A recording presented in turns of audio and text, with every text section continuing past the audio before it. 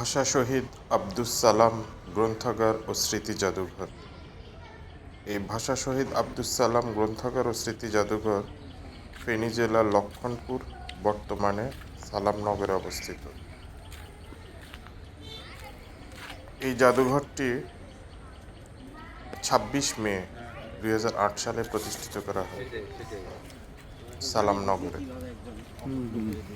ভাষা শহীদ আব্দুস সালাম জন্মগ্রহণ করেন ২৭ নভেম্বর ১৯২৫ সালে ফেনী জেলার লক্ষণপুর, বর্তমান সালামনগরে।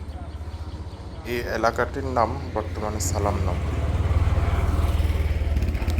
বাংলাকে পাকিস্তানের রাষ্ট্রভাষা করার দাবিতে ১৯৫২ সালের ২১শে ফেব্রুয়ারি ঢাকা মেডিকেল কলেজের সামনে রাস্তায় ১৪৪ ধারা উপেক্ষা করে ছাত্র জনতা বিক্ষোভ প্রদর্শন করে।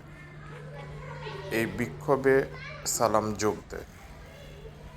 বিক্ষোভ থামাতে পুলিশ গুলি চালালে সালাম গুলিবিদ্ধ হয়। তারপর তাকে ঢাকা মেডিকেল কলেজ হাসপাতালে ভর্তি করা হয়। প্রায় ২ মাস চিকিৎসাধীন থাকা অবস্থায় ৭ই এপ্রিল ১৯৫২ সালে তিনি মারা যান।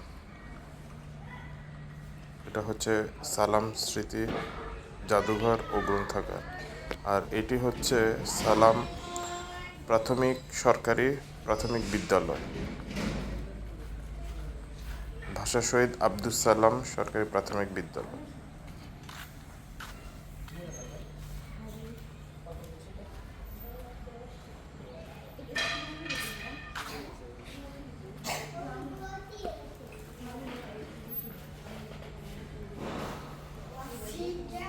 এই গ্রন্থাগারে যুদ্ধ নিয়ে লেখা বিভিন্ন বই, বিভিন্ন কবি সাহিত্যিকদের বই, ধর্মীয় বই পড়ার ব্যবস্থা আছে।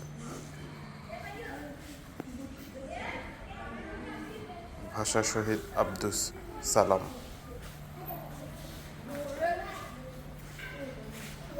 তিনি প্রাণ দিয়েছেন বাংলাকে পাকিস্তানের রাষ্ট্রভাষা করার দাবিতে।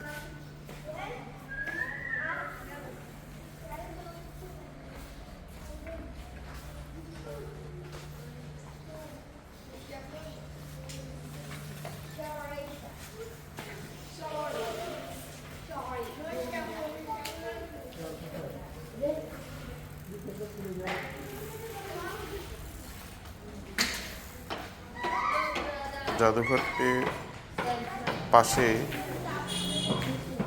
ভাষা শহীদ আব্দুস সালাম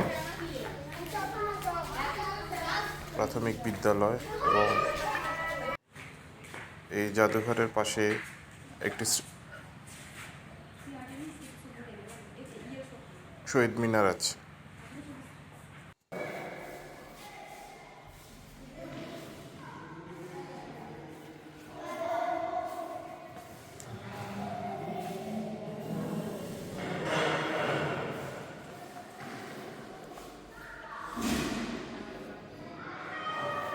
দূর দূরান্ত থেকে মানুষ এই জাদুঘরটি দেখতে আসে।